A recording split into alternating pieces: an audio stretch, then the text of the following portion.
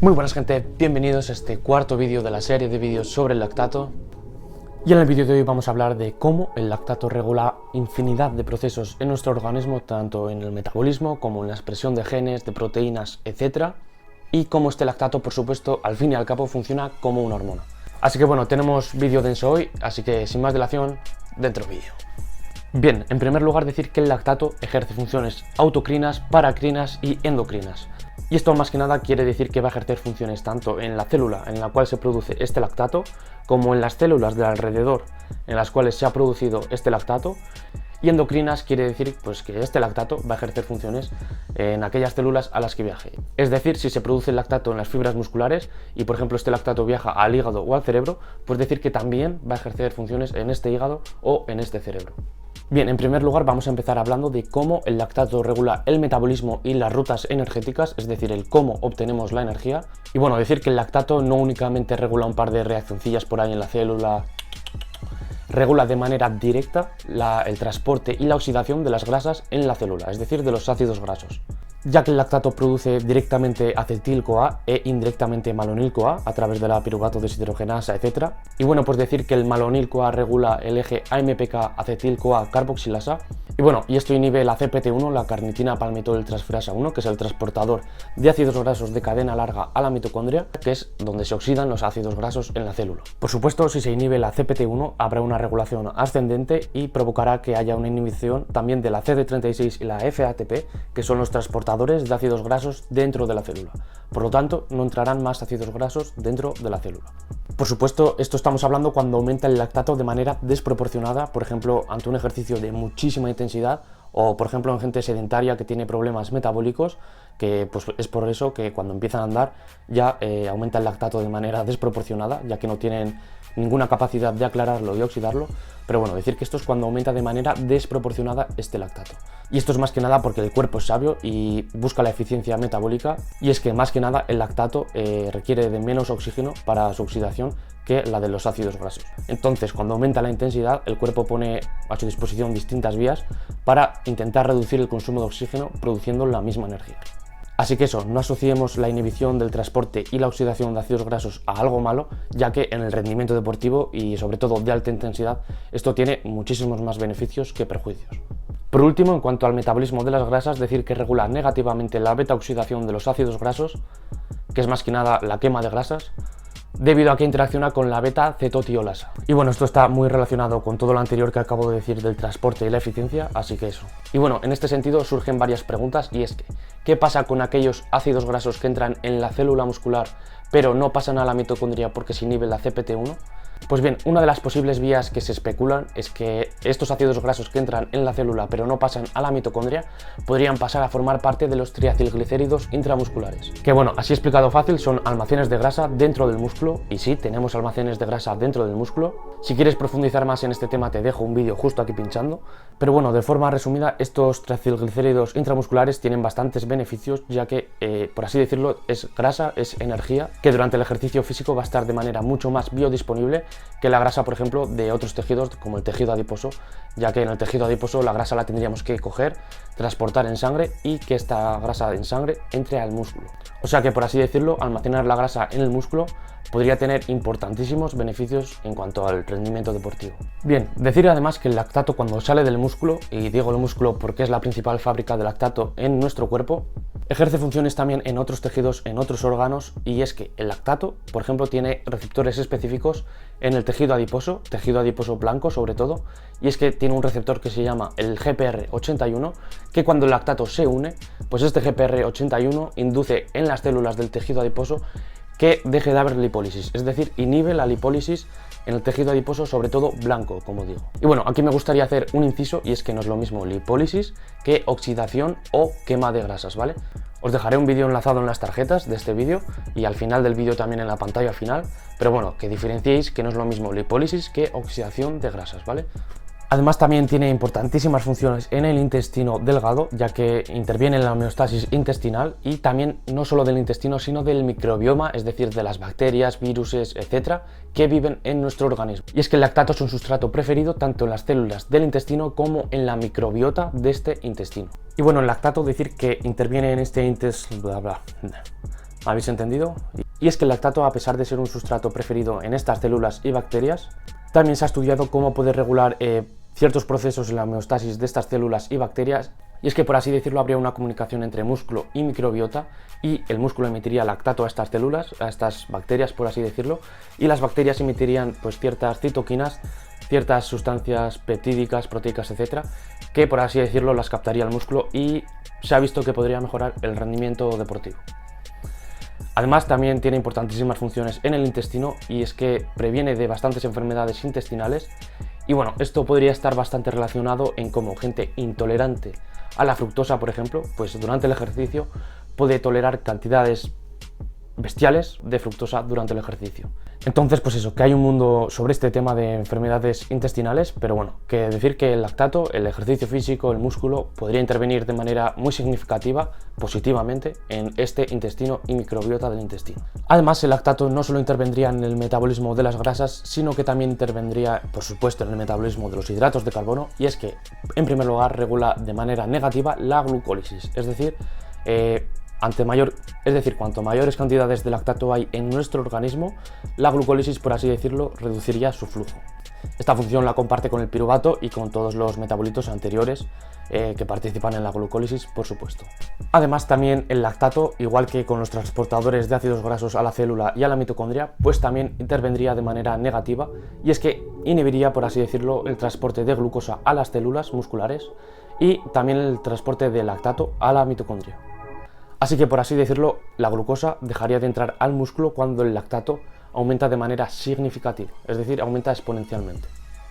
Y esto me lleva al siguiente punto, y es que si se inhiben los GLUTA4, pues habrá más glucosa en sangre, y además el lactato, como comentamos en el vídeo anterior, mediante su rol gluconeogénico, es decir, de formación de glucosa, tendría sus funciones indirectamente en la secreción de insulina. Entonces, decir que aunque el lactato no tenga sensores específicos en el páncreas, por lo menos hasta ahora demostrados, induciría un aumento de la insulina indirectamente.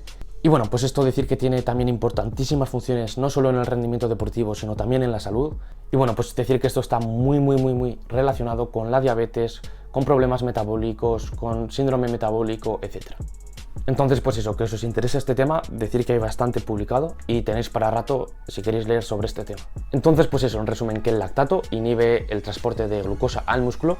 Cuando este lactato aumenta de manera desproporcionada, aumenta de manera exponencial, como digo, en ejercicios de muy alta intensidad o en gente sedentaria que tiene problemas metabólicos, y además, mediante su rol gluconeogénico, induciría una mayor producción de glucosa, y una mayor producción de glucosa lo que influirá será en una mayor secreción de insulina y otros péptidos que, por así decirlo, inhiben el apetito.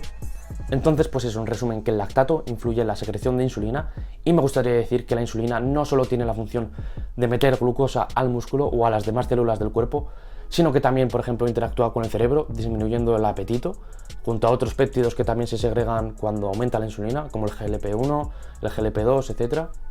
También influye en el metabolismo de las grasas y de las proteínas, también influye en el metabolismo, por así decirlo, hormonal, en cuanto a catabolismo, cortisol, anabolismo, hormona de crecimiento, IGF-1, etc. Así que decir que la insulina tiene muchísimas funciones más allá de disminuir la glucosa en sangre. Y bueno, esto sobre todo va para esa gente low carb o amantes de la dieta cetogénica que piensan o se creen que de verdad la insulina es mala y está en nuestro cuerpo para jodernos, y no. Lo malo es cuando se desregula esto por un estilo de vida sedentario, etc. Así que eso, que la insulina tiene importantísimas funciones en nuestro cuerpo. Y bueno, ahora pasamos a lo guapo, a lo que de verdad mola, si os interesa el rendimiento deportivo, y es que pues, esto es todavía más interesante si cabe. Que bueno, que decir que la regulación del metabolismo no es para nada moco de pavo, pero bueno, que esto flipa más. Ese flipa suena un poco a... chicos, no consumáis drogas. Pero bueno, ahora ya fuera de coñas, vamos a hablar de cómo el lactato influye en la regulación de genes, en la expresión genética, y decir que es un potente factor de transcripción, no solo relacionado con el ejercicio físico, sino con otras enfermedades como el cáncer, enfermedades neurodegenerativas como el Alzheimer, Parkinson, etc. Y es que la lactatemia o el aumento del lactato induce una serie de cambios metabólicos que aumentan pues, ciertas proteínas como la PGC1-alfa, la P53, etc. Que bueno, no me voy a parar en exceso porque puede ser demasiado pesado. Para aquellos que os interese más, os haré o intentaré hacer una infografía y la dejaré por aquí para que sea más o menos sencilla. Si queréis que os lo explique en otro vídeo, yo encantado, pero bueno, entiendo que esto pues, quizás no venda tanto como rutina de glúteos en 7 minutos, Pero bueno, que eso, en resumen, si me lo pedís, yo hago un vídeo encantado de esto. Así que eso, decir que el lactato aumenta la expresión de ciertos genes y ciertas proteínas, como la PGC1-alfa, la NF-kappa-beta, la calmodulina quinasa dependiente del calcio, la MPK, la P53, etc. Y además es que también influye en la homeostasis, por así decirlo, de la célula, y es que cuando aumenta el lactato, junto a la contracción muscular, induce, pues por así decirlo, una serie de cambios, una mayor expresión de ciertas enzimas antioxidantes como la glutatión peroxidasa. Así que en resumen, el lactato es un potente factor de transcripción de la biogénesis mitocondrial. Y la biogénesis mitocondrial es el aumento de la masa mitocondrial, el aumento de mitocondrias, de la calidad de las mitocondrias, y esto tiene importantísimas funciones no solo en la obtención de energía y consumo de oxígeno, VO2 máximo, etc., sino que también regula, por ejemplo, el metabolismo del calcio en la célula, que es importantísimo, el estado redox de la célula, debido a una mayor expresión de enzimas antioxidantes, etc., por lo que una mayor masa mitocondrial va a asegurar la homeostasis de la célula y, por así decirlo, va a mejorar nuestra salud considerablemente. Aparte de, como digo, las funciones en el rendimiento deportivo que esto va a tener, que son imprescindibles. Así que es por esto que el lactato se ha estudiado como uno de los principales marcadores de biogénesis mitocondrial, uno de los principales inductores, por así decirlo, de esta mayor biogénesis mitocondrial, y es que esto tiene todo el sentido del mundo, y es que el lactato se oxida en la mitocondria. Entonces, si aumenta muchísimo el lactato durante el ejercicio, pues el cuerpo se va a tener que adaptar y va a intentar buscar mecanismos para intentar oxidar, aclarar este lactato. Así que eso, el lactato, ante su aumento, el cuerpo intentará buscar adaptaciones, como por ejemplo la mayor biogénesis mitocondrial, para oxidar este lactato. Esto, por supuesto, no va a pasar en gente low carb o amantes de la dieta cetogénica, ya que apenas van a tener flujo glucolítico, porque apenas van a tener disponibilidad de glucosa y de glucógeno. Por lo tanto, el tiempo hasta la fatiga va a ser menor, es decir, van a realizar menos ejercicio y además van a tener menos hidratos de carbono, por lo tanto menos lactato, y por lo tanto si hay menos lactato habrá una menor estimulación de la biogénesis mitocondrial, que al fin y al cabo es el objetivo de cualquier deportista. Y es que no solo es importante en deportes de resistencia, sino también en deportes intermitentes y de alta intensidad, ya que, por así decirlo, los fosfágenos, la creatina, etc., la vía de los fosfágenos, la creatina, etc., su reposición es totalmente dependiente de las mitocondrias, así que en deportes como el fútbol, baloncesto, incluso atletismo, etc., va a ser imprescindible tener unas mitocondrias, una mayor masa mitocondrial, para al fin y al cabo rendir más y mejorar nuestro rendimiento. Entonces, en resumen, que quede claro, el lactato es uno de los principales marcadores de biogénesis mitocondrial, y para conseguir este lactato necesitamos alta intensidad o ejercicios de larga duración, y esto se va a conseguir manteniendo la intensidad lo máximo posible mediante hidratos de carbono, y además vamos a necesitar de un elevado flujo glucolítico, es decir, de mucha glucosa, de glucólisis, etcétera, para producir lactato, y esto se va a conseguir con hidratos de carbono. Hidratos de carbono más glucosa más lactato, y más lactato más biogénesis mitocondrial, aparte de, como hemos dicho antes, de que los hidratos de carbono mantienen la intensidad durante más tiempo. Además de que, como digo, el lactato es el sustrato preferido por excelencia de nuestro organismo, de la mayoría de las células de nuestro cuerpo, y es un importantísimo marcador no solo de potencia anaeróbica, sino también de potencia aeróbica. Sí, con oxígeno, joder. Pues que además el lactato, de influir de manera directa a la biogénesis mitocondrial, también va a tener importantísimas funciones en la regulación del factor inducible de hipoxia 1, tanto el alfa como el beta. Es decir, que el lactato activa de manera directa y de manera muy potente, muy notable, el factor inducible de hipoxia.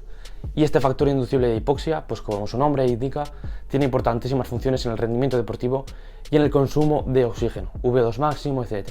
Y bueno, decir que el HIF1, tanto el alfa como el beta, tienen importantísimas funciones tanto en la estimulación de la glucólisis, es decir, mayor producción de lactato, como en la biogénesis mitocondrial, sobre todo mejorando la calidad de estas mitocondrias, y también, por así decirlo, influirían en el consumo de ácidos grasos, disminuyendo este consumo de ácidos grasos. Al igual que pasa en la altura, que se disminuye el consumo de ácidos grasos y aumenta el de hidratos de carbono, pues en este sentido pasaría lo mismo, y es que nos volveríamos más eficientes con el oxígeno para obtener energía. Y bueno, decir aparte que el factor inducible de hipoxia 1 beta, el que hemos comentado antes junto al alfa, pues ahora solo el beta también induciría una mayor producción de glóbulos rojos debido a una mayor producción de la eritropoyetina, que es una hormona que se expresa en los riñones. Pues decir que este HIF1 beta junto al HIF2 inducirían una mayor producción de glóbulos rojos. En este sentido, decir que no se ha demostrado que el lactato aumente el HIF2, es decir, el factor inducible de hipoxia 2, pero el HIF1 beta sí. Así que obtendríamos también mejoras en la producción de glóbulos rojos, es decir, el transporte de oxígeno, hemoglobina, etc. Por lo que en resumen, gracias al lactato y al HIF1 beta, también mejoraríamos nuestra producción de glóbulos rojos, nuestra serie roja, por así decirlo, nuestro hematocrito, etc. Al igual que mejoraríamos con la altura, pues con el lactato, ejercicios de alta intensidad, etc., mejoraríamos en este sentido también la serie roja. En resumen, que el lactato aumentaría la producción del HIF1 alfa y beta, y esto tiene importantísimas funciones en el gasto cardíaco, glucólisis, biogénesis mitocondrial, pero el HIF1 beta también induciría una mayor producción de glóbulos rojos, de hemoglobina, etc., y por lo tanto también mejoraría nuestro consumo de oxígeno. Pero es que el lactato, aparte de todo lo que hemos comentado en el vídeo, también sería un potente factor de transcripción que aumentaría la angiogénesis. Angiogénesis, producción de vasos sanguíneos, más nutrientes, más oxígeno para nuestro músculo y por lo tanto más rendimiento. Y bueno, esto lo conseguiríamos gracias a que el lactato aumenta el factor de crecimiento vascular endotelial, el VEGF. Y bueno, todo esto de la angiogénesis, el factor inducible de hipoxia, aumento de la glucólisis, etc. No sé si habréis estudiado el cáncer, pero está muy relacionado, y es que el cáncer, las células cancerosas, una de las principales funciones que tienen es esta: mayor producción de vasos sanguíneos, mayor uso de glucosa y menor necesidad del consumo de oxígeno. Y bueno, como no soy un experto no me voy a meter en este tema, pero que sepáis que pues, el lactato es uno de los sustratos preferidos de las células cancerosas. Así que bueno, si os interesa este tema podéis estudiar a gente como Íñigo San Millán, George Brooks, etc., que son unos especialistas en este tema, y yo no me voy a meter, pero eso. Así que eso, si queréis investigar sobre este tema tenéis chicha buena y tenéis también bastante para leer. Así que eso, el lactato también sería un sustrato, por así decirlo, preferido para las células cancerosas, y por así decirlo habría una competición entre músculo y células cancerosas por el lactato. Y bueno, uno de los factores por los cuales se dice que hay que tener una buena calidad muscular, sobre todo calidad, mitocondrias sanas, etc., sería por esto, porque el músculo, por así decirlo, competiría con las células cancerosas por el lactato. Si el lactato se lo lleva casi todo el músculo, las células tendrán menos nutrientes, aparte del lactato, que no solo es un nutriente, sino que, como digo, también induce la creación de nuevos vasos sanguíneos, etc. Es decir, que lo más seguro, por lo menos a día de hoy, más lactato seguramente sea más rendimiento deportivo. Sobre todo si nuestras mitocondrias son sanas, son mitocondrias de calidad y son capaces de oxidar este sustrato energético tan importante en nuestro cuerpo. Y bueno, ante toda esta locura me surge una pregunta bastante inquietante, y es que ¿cuál es el verdadero limitante del rendimiento deportivo si la oxidación de ácidos grasos, tal cual nos han explicado toda la vida en la universidad, etcétera, que hay que oxidar ácidos grasos, porque es una energía que nunca se acaba? Entonces, ¿cuál es el verdadero factor limitante del rendimiento deportivo? ¿La oxidación de ácidos grasos o la oxidación de hidratos de carbono y de lactato? O lo que sería lo mismo, uso de grasas versus uso de hidratos de carbono. ¿Estaremos cambiando las bases del metabolismo y de la fisiología? Pues nosotros no, porque somos unos mataos, y yo todavía más. Y bueno, decir más que nada que esto ya está más que hablado, por lo menos en el deporte de élite. Y es que es algo que poca gente sabe, por lo menos en los entornos de la universidad. Y es que parece que la universidad, si no está publicado en una revista científica que se puede ingerir 300 gramos de hidratos de carbono por hora, pues que es imposible. Y no, si te paras a mirar a los mejores deportistas de élite, lo que hacen los nutricionistas, los entrenadores, etc., ya te digo yo que se puede, porque lo he visto, más que nada. Y además, que es que lo siento mucho, pero los mejores profesionales del mundo seguramente no estén preocupados por publicar papers con toda la de trabas y tiempo que ello conlleva, para la poca remuneración que conlleva. Entonces, pues que seguramente los mejores entrenadores, fisiólogos, médicos, nutricionistas del mundo, de los Juegos Olímpicos, Tour de Francia, ganadores de la Champions con equipos de fútbol o campeones de la NBA, etc. Entonces, pues lo siento mucho, pero seguramente los mejores profesionales del mundo están más preocupados por ganar, por probar cosas, por innovar. Además de que, según he oído a los expertos de fisiología, medicina, etc., dicen que todavía sabemos un 30% del cuerpo humano, de la fisiología de este, por lo que tampoco deberíamos sentar únicamente cátedra con ciencia. Y es que, en mi opinión, con lo poco que sabemos, deberíamos empezar a mirar lo que hace la gente top, los que ganan, los que de verdad prueban cosas, los que de verdad innovan. Es decir, deberíamos empezar a dar importancia sobre todo a la práctica, a las conclusiones personales, etc. Porque, por mucho que nos duela, no todo está en la ciencia tampoco es perfecta. Además de que la ciencia es bastante lenta, por así decirlo, y te ponen muchísimas trabas para poder publicar. Así que eso, deberíamos empezar a mirar lo que hace de verdad la gente top, a dar más importancia a la práctica, porque hay cosas que parecen una locura o que parecen imposibles para la ciencia, pero luego vas a la vida real, a la competición de élite y pues ves cosas que según la ciencia serían imposibles. Como por ejemplo, como digo, ingerir 390 gramos de hidratos de carbono por hora durante una competición. Sería una locura para la ciencia, no lo sabe explicar porque no conocen aún los transportadores, etc. Pero lo que sí que sabemos es que se hace y sobre todo es que mejora el rendimiento. Porque esta es la gente que gana, la gente top y que cada detalle cuenta. Si esta gente hace cosas, seguramente sea porque funcionen. Se están jugando su carrera, se están jugando millones de euros, se están jugando su reputación.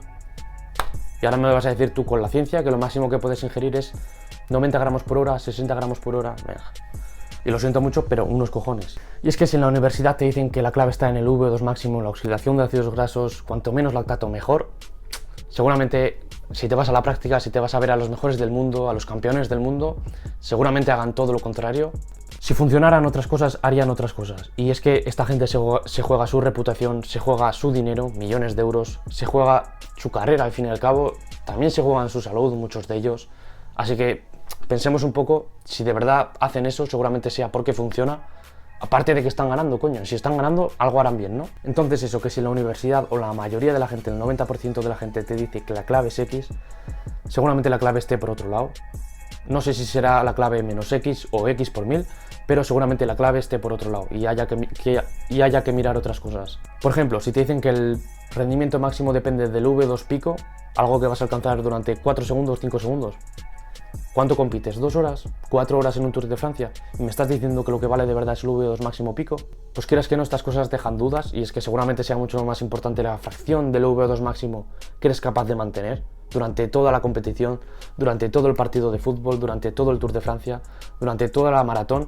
Si te dicen que la clave es la oxidación de ácidos grasos, seguramente sea la oxidación de hidratos de carbono y de lactato, porque es un sustrato energético más eficiente y esto está demostrado con evidencia científica. O sea que no me estoy inventando nada y lo que estoy hablando aquí es o porque está demostrado con evidencia científica o evidencia científica, por supuesto, actualizada, no la que te explican en la universidad, porque ya en los años 90 con Jordan en la NBA entrenaban más actualizados que a día de hoy entrenamos aquí en España o como nos dicen que entrenemos en la universidad. Así que eso, que lo que estoy explicando aquí es o porque está demostrado con evidencia científica o porque hay gente top que lo hace. Los mejores del mundo, los campeones olímpicos, los campeones del Tour de Francia, los campeones de la NBA, es porque lo hacen. Y si lo hacen, algo bien harán. Ya como digo, esta gente se está jugando todo. Su vida, su carrera, sus relaciones sociales. Y me vas a decir tú que lo máximo que pueden hacer es esto. Cuando están haciendo esto, si hacen esto seguramente sea porque funcione. Así que bueno, yo creo que ya he hablado demasiado. Si os escuece el culo alguno, pues lo siento mucho.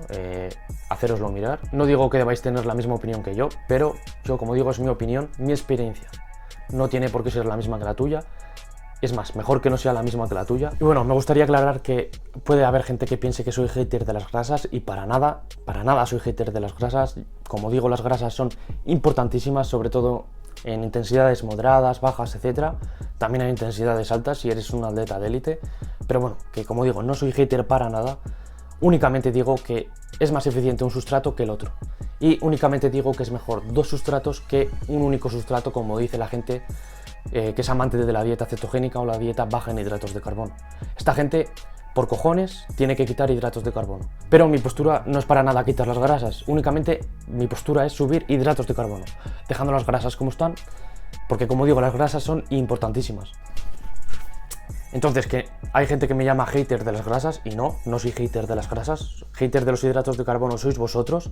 Yo únicamente digo dejar las grasas como están y subir hidratos de carbono, porque es lo que de verdad funciona. 2 mejor que 1.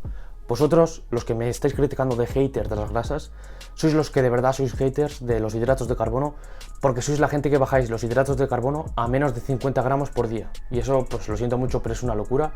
Y que bueno, que paso ya de estos debates, porque el debate ya no es si hidratos de carbono sí o hidratos de carbono no, sino que el debate ahora mismo está en cuántos hidratos de carbono, si muchos o muchísimos.